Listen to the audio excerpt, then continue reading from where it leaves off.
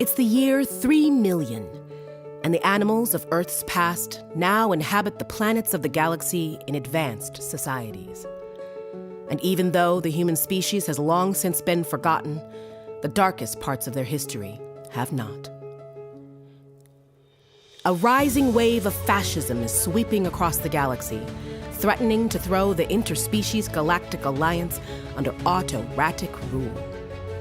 To help grow their power, the oppressive regime known as the Rat Pack has convinced the powers that be that all cats must be tightly controlled or forced into feline exile.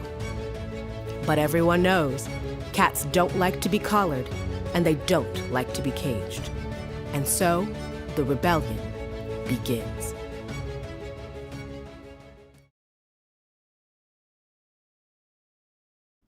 Step 1 is to lay out the planets.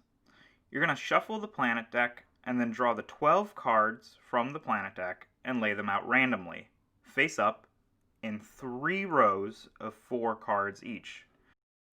The order your planets are in will be different each game, but the layout should look like this. Step 2 is to grab the Fascism scale and place it above the planets. Each player now takes a cat card by choice or at random and then chooses which side of the card to play as. The different sides have different characters with unique powers. Then each player takes the cat token with the color that matches the border around their character card. Players will then place the cat token on the home world that is listed on their character card. So for instance, Jasper's homeworld is Fishbowl, so that's where their cat starts. Next, each player takes a red scratch marker and places it on the 1 on their cat card. Then place the turn reminder card somewhere on the table. Players are going to use this as a reminder for what they can do on their turns. Place 1 blue fascist token on each player's home planet.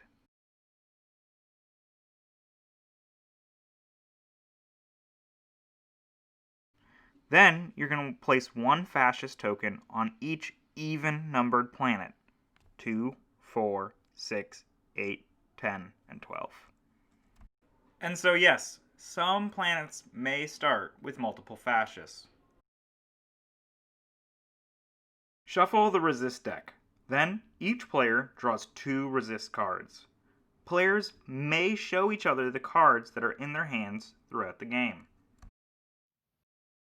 Now, you will choose which difficulty you want to play the game. Space Cats Fight Fascism comes with 4 difficulty levels: easiest, easy, normal, hard, and hardest.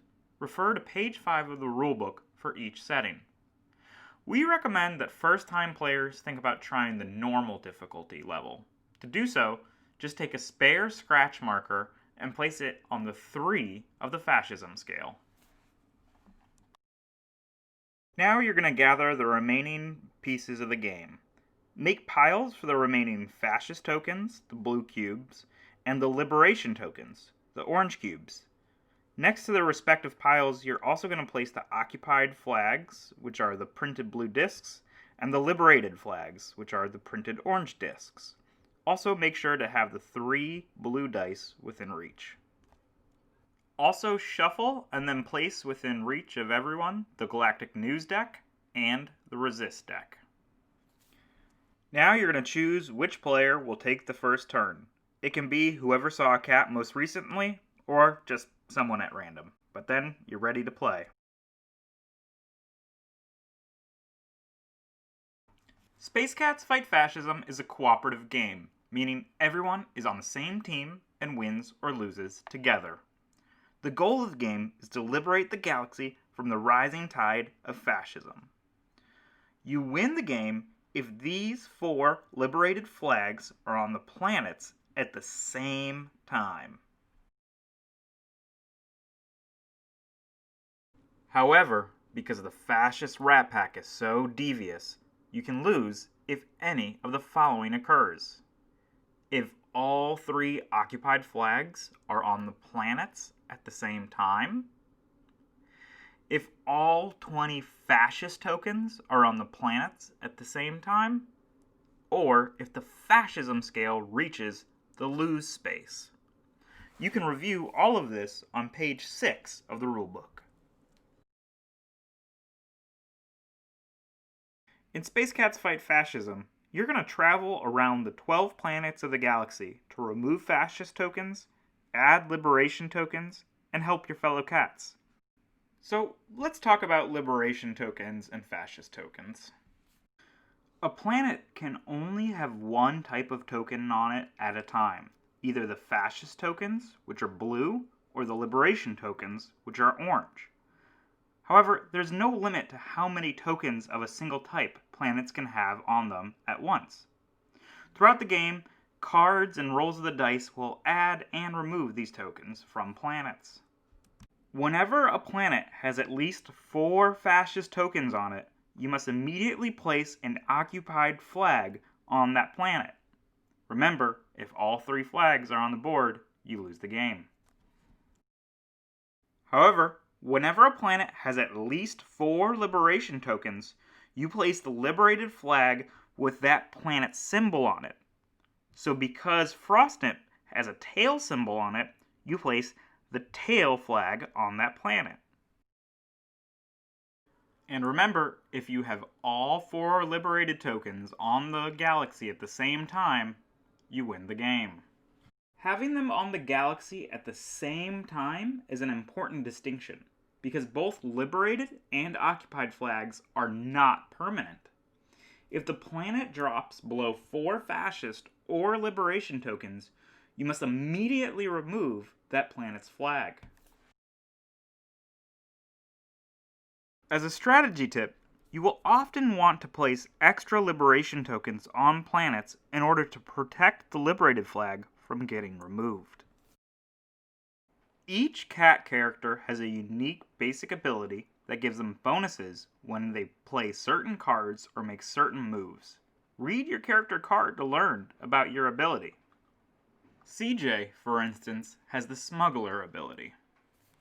Just to note, the effect of your basic cat ability does not require an action on your turn to use.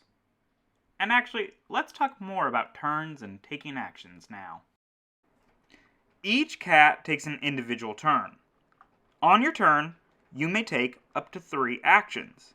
You can also do the same action multiple times in a turn, or even the same action all 3 times. And you can do them in any order. So let's go over the actions now.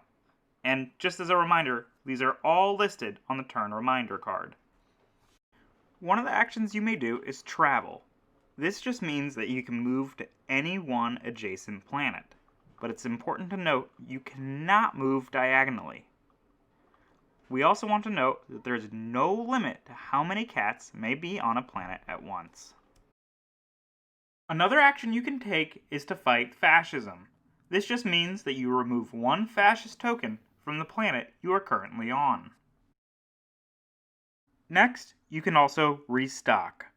When you restock, you draw resist cards until you have a full hand of 4 cards.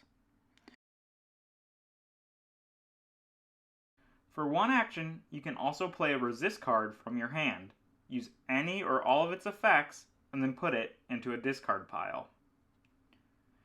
Every resist card has a title, a picture, and 1 or more effects. So let's go over each of those now. A card that has +1 liberation on it means that you add 1 liberation token to your current planet. It's important to note that you cannot play a plus liberation card on a planet until all fascist tokens are removed from that planet. Speaking of which, if you play a card with a -fascist symbol on it, you get to remove that many fascist tokens from your current planet. Some cards will say heal 1 or heal 2. These allow you to remove scratches from any cat on your planet. It could be yourself or another player. If the card says heal 1, you just remove 1 scratch from 1 cat. If the card says heal 2, you may remove 2 scratches total from cats on your planet. It could be 1 scratch from 2 different cats, or 2 scratches from any one cat. A card with the teleport effect allows you to move to any other planet, whether you're adjacent to it or not. Some cards have these large cat symbols. These cards can only be played if you are on a planet with the matching cat symbol. However, they are very powerful. They allow you to add 2 liberation tokens to that planet. So, for example, if Jasper was on planet LITTERBOX, they could play a Whisker card on that planet because that's its matching symbol. In this case, adding that amount of liberation to LITTERBOX would get it to 4 liberation, so the corresponding liberated flag would be immediately placed on the planet. There are a number of resist cards that are new power cards. These resist cards are special, and they can do one of 2 things. They can either give your cat new powers, or they can be used for powerful one-time effects. Let's talk about the new powers first. If you want to gain a card's new power, play the card by using 1 action on your turn, just like any other card. When you do so, place the new power above your cat character and leave it there. These powers do not replace your basic cat ability, but they are additional powers, and they can even create unique combinations of effects with your basic cat ability. Some of these powers will tell you that they take 1 or 2 actions to activate on your turn, and some of them even require you taking a scratch to activate. In addition, some of these may change certain basic rules for you, such as giving you a larger maximum hand size. You may have up to 3 new power cards in front of your cat at a time. If you already have 3 new powers in front of your cat, you just cannot choose to gain another one. You can lose your new powers, but we'll talk about that in a little bit. However, if you do not want to adopt the new power on a card, every new power card also has an alternative immediate action.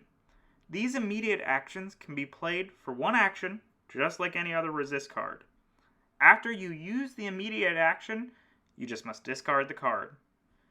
If you adopt the new power, you cannot choose to use the immediate action at a later time. It's one or the other. After you've used your 3 actions in whichever way you choose, you must now roll the Fascist dice to add more Fascist tokens to the board. You start the game by rolling only 2 Fascist dice, but this will increase to 3 Fascist dice as the game goes on. When you roll a planet's number, you must add 1 Fascist token to each planet whose number you rolled. For example, if you roll a 6, you must add 1 Fascist token to planet number 6, which is Fishbowl. And if you were to roll a 2, you'd add a Fascist token to planet number 2, which is LITTERBOX. If you roll the same planet's number multiple times, add multiple Fascist tokens to it. However, if a planet has a liberation token and you roll its number, don't add a Fascist token there. Instead, remove 1 liberation token from that planet. Remember, a planet cannot have both Fascist and liberation tokens. In this way, the Fascists will be fighting back against your rebellion. But if you've removed any Fascists from the board on your turn, you reduce the number of Fascist dice you have to roll by the number of Fascist tokens you removed from the board that turn. However, you must always roll at least 1 Fascist die, no matter how many Fascists you've removed. So for example, if it's your first turn of the game, and you remove 2 Fascist tokens from the board during your turn, you only have to roll 1 Fascist die instead of 2. If you need a refresher on how this rule works, you can quickly find it on the Fascism scale. However, the Fascists have another trick up their sleeves, and that's Fascist Strongholds. Planets 9, 10, 11, and 12 are these Fascist strongholds, and they look different than the others. They are surrounded by Fascist fleets. If you roll a stronghold, planets 9 through 12, In addition to adding a fascist to that planet or removing liberation from it, you must now draw a galactic news card and follow its instructions. These cards have effects such as increasing the fascism scale and giving you scratches. If you roll multiple fascist strongholds, you only have to draw one galactic news card. You never have to draw more than one galactic news card in a turn. However, you must still draw a galactic news card even if that planet already has an occupied or liberated flag on it. The fascists are always trying to scurry back into power. Some galactic news cards will increase the fascism scale. As the fascism scale increases, you will have to roll more fascist dice at the end of your turn. There is no way to decrease the scale. If the fascism scale is on 1 through 6, you're going to roll 2 fascist die at the end of your turn. But if it's on 7 through 12, you're going to roll 3 fascist die at the end of your turn. And if it's on lose, you lose.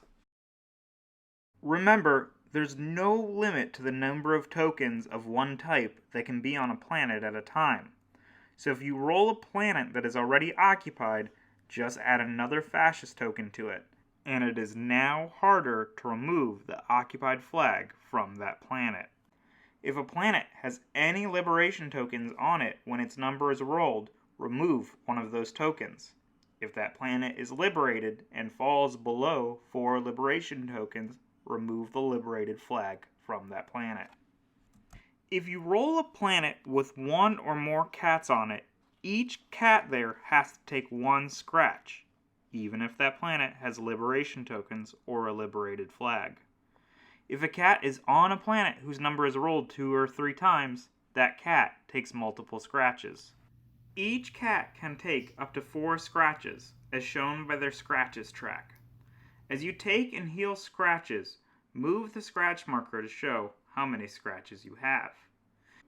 If you would have to take a scratch, but you're already at 4, then instead you do 2 things. First, you lose all of your new power cards that are in play. And then secondly, you have to increase the fascism scale for each scratch you cannot take. So for example, if you can't take 2 scratches, you have to increase the fascism scale by 2. The Rat Pack is always trying to press its advantage. A single roll may make multiple bad things happen at once. Here's an example. 2 cats are on a planet at the same time when its number is rolled. The liberation token is removed from that planet. Both cats have to take a scratch. However, one of the cats already has 4 scratches, and therefore the fascism scale must also be increased by 1. In addition, that cat has 2 new power cards in play and loses them both because it's already at 4 scratches. So that's how you play Space Cats Fight Fascism. Will you free your galaxy for all species, or will you soon be under the rule of the Rat Pack?